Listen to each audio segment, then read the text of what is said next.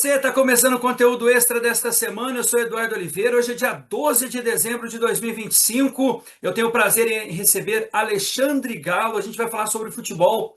Alexandre Galo, muito obrigado pela sua atenção, disponibilidade de tempo aqui nesse conteúdo extra.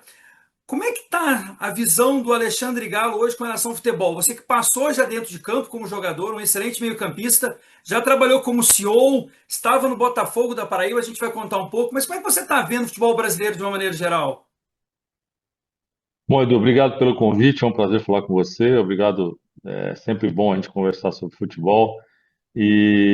Na verdade, eu vejo o futebol ele tendo uma evolução, uma diferenciação muito grande do aspecto técnico e tático dentro de campo.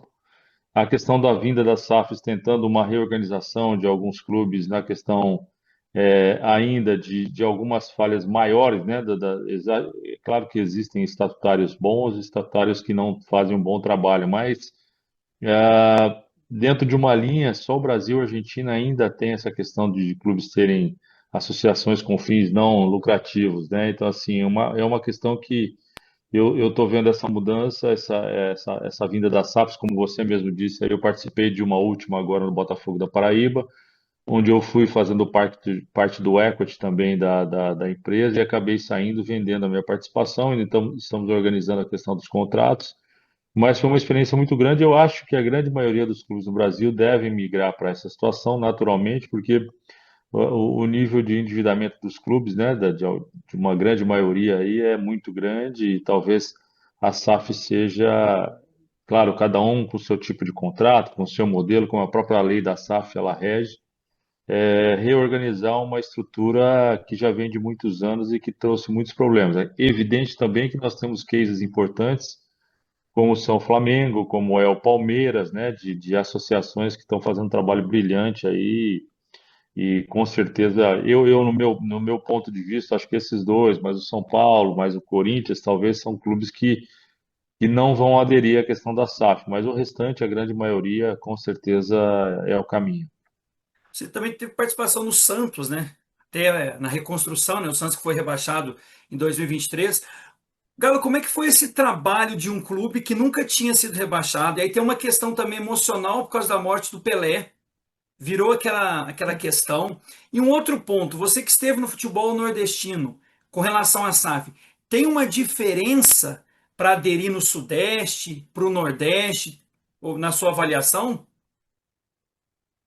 Bom, respondendo a primeira questão do Santos, eu fui convidado faltando 17 jogos do Campeonato Brasileiro 2023 pelo presidente Marcelo Teixeira, através do presidente Rueda, que era o presidente. Mas eu sei que foi um pedido do presidente Marcelo Teixeira, porque eles têm uma organização de ex-presidentes do Santos lá, e numa reunião eles pediram a minha vinda, né? E até então o Santos estava fazendo uma campanha pífia de 22% de aproveitamento, e na minha chegada para frente, e junto com o Marcelo Fernandes, eu acabei tirando o Diego Aguirre, que é um bom treinador, mas que por um momento eu entendia que não era a coisa a se manter pelo perfil dele. Nós fizemos um trabalho ali em 15 jogos de 46% de aproveitamento, que é um aproveitamento de oitavo, nono colocado mais ou menos do Campeonato Brasileiro.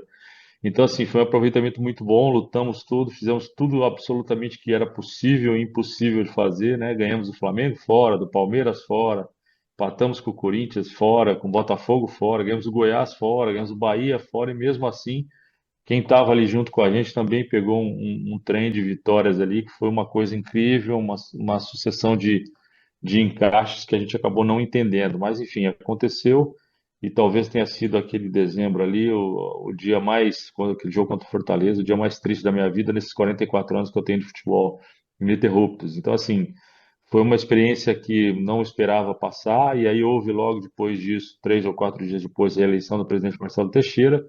Ele me deu a confiança, seguiu, fiz toda uma reformulação, montamos uma equipe praticamente gastando muito pouco, né? Jogadores que vinham em final de contrato, já vinham me preparando para essa mudança. E aí veio o Brazão, o Aderlan, Gil, Juliano, Guilherme, Otero, Casares, a própria troca do Felipe Jonathan como, com o lateral esquerdo do Fortaleza, o Escobar, que foi também uma grata surpresa, João Schmidt e tantos outros aí. E montamos um time, conseguimos o vice-campeonato paulista diante do Palmeiras, né? O Santos não chegava entre os quatro há quase 5 anos. Fizemos um bom Campeonato Paulista, depois fizemos uma boa competição na Série B, com muita cobrança, é claro, uma camisa do tamanho do Santos, mas ficamos aí quase, se não me engano, 23 ou 24 rodadas em primeiro lugar, sempre dentro do G4 e fomos campeões com uma antecipação boa diante do Curitiba lá e conseguimos o título da Série B e voltamos.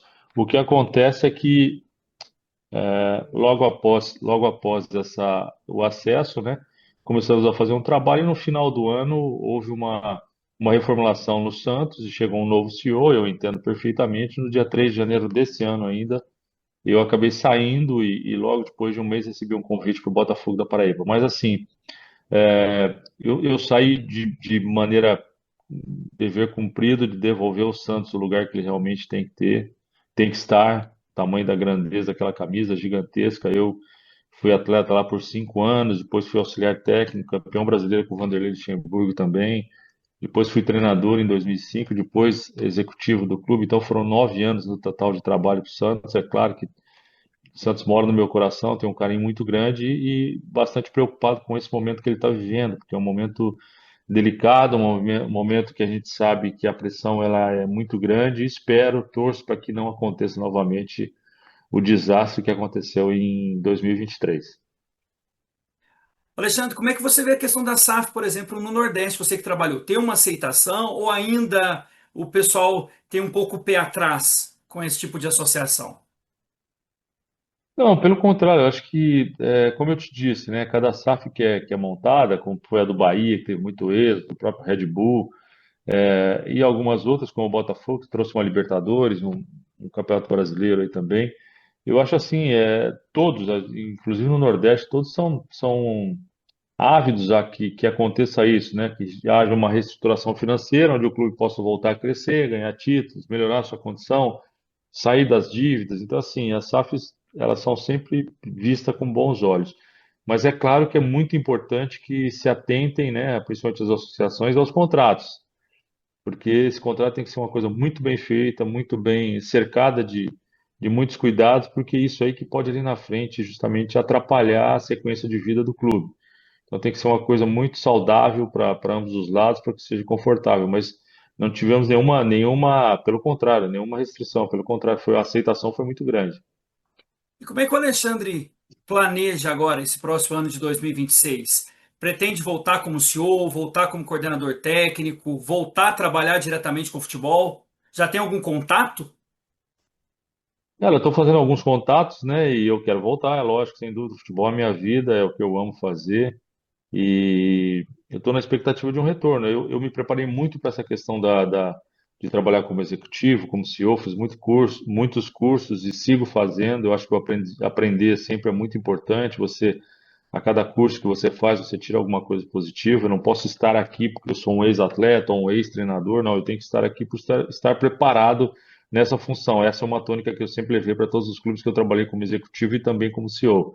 Então, assim, eu estou me preparando cada vez mais, sempre estudando para que essa função da gestão é uma coisa que eu gostei bastante desde quando eu passei pela seleção brasileira. Fiz lá 2 anos e meio a gestão de todas as categorias de base. Também fui treinador da seleção olímpica, então é uma coisa que eu já vim evoluindo na minha carreira e espero voltar o mais rápido possível para isso, é claro, dentro de um bom projeto, de um bom processo aí que possa ser bacana para todo mundo. Duas perguntas para a gente finalizar a entrevista, mais uma vez agradecendo aqui a sua atenção. Como é que você está vendo a questão da estrutura do futebol, de uma maneira assim, questão de gramado, questão do fair play financeiro, você vê que é algo interessante para o Brasil tomar um rumo mesmo e não ter tantas dívidas dos clubes? E uma última pergunta, o que que o Alexandre Galo vê com relação à seleção brasileira para a próxima Copa do Mundo? A gente vai brigar de estar no bolo? Bom, sobre a questão dos gramados, inicialmente, eu acho que a CBF já vem tendo um cuidado grande, né? Eu acho que cada vez mais melhorar essas questões dos gramados. A evolução tecnológica está trazendo gramados artificiais também numa ótima condição. Então, assim, eu acho que isso tudo tem que ser sempre pautado em cima de uma qualidade, principalmente com o aval de um grupo de atletas, de grupo de treinadores. Isso aí que é importante, que eu acho que é um pouquinho falho ainda nesse quesito. Mas a CBF tem melhorado muito nesse sentido. A segunda pergunta em relação A Copa a. do Mundo agora, a gente vai entrar agora em 2026. Você vê que a seleção tem chance de disputar em comparação com as outras da Europa, principalmente? Não, voltando ao fair play financeiro, Ah, né? sim, Você desculpa, perdão, perguntou também. pode retomar. O fair play eu acho que é uma coisa fundamental, eu acho que é uma diferenciação onde a Europa já tem isso aí, a UEFA tem há algum tempo.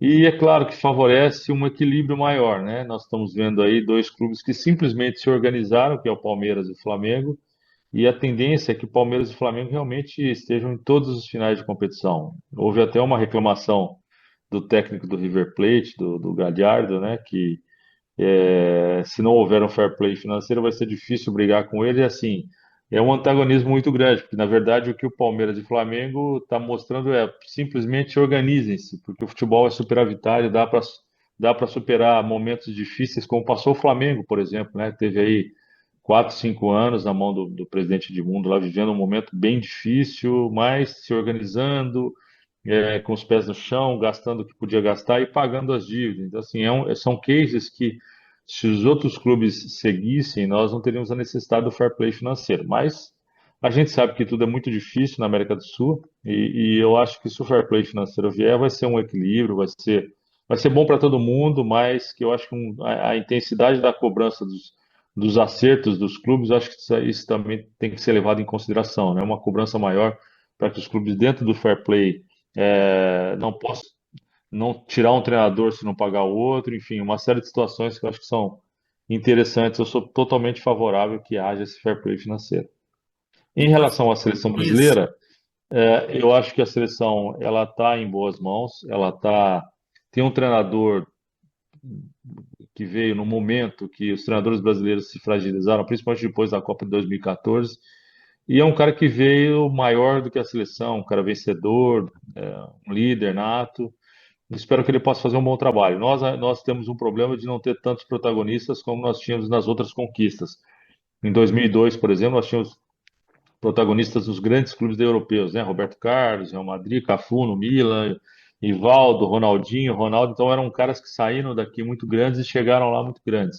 Hoje nós temos o Neymar, que tá tentando reaver a sua questão física para ser o nosso grande protagonista, e torcendo muito para que ele possa voltar num bom nível, mas eu acho que a seleção brasileira, por ter os jogadores que são decisivos, né, principalmente do meio campo para frente, ela é sempre uma candidata. E a Copa do Mundo, agora com 8 jogos, né, antigamente era com 7, é uma competição muito curta, muito rápida. O pré-Copa vai ser fundamental, porque é um período maior de treinamento, onde você pode encaixar o time, porque às vezes nós já vimos seleções serem campeões com não tanta qualidade técnica como a gente sempre cobrou aqui no Brasil. Então é um encaixe que vai fazer o diferencial. Então eu torço que a experiência dele, do Ancelotti, possa, nesse pré-Copa, fazer o melhor trabalho possível. Nós temos bons jogadores, não temos protagonistas como éramos antigamente, mas o Brasil sempre é uma camisa que pesa muito e se encaixar pode acontecer. Eu torço muito para que realmente as coisas aconteçam e o Brasil possa novamente ser campeão.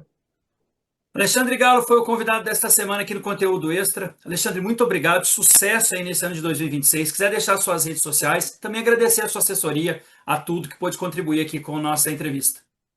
Legal, bacana, muito obrigado pelo convite. Meu Instagram é Alexandre Galo Oficial mesmo. E foi um prazer falar com você. Estamos sempre à disposição aqui.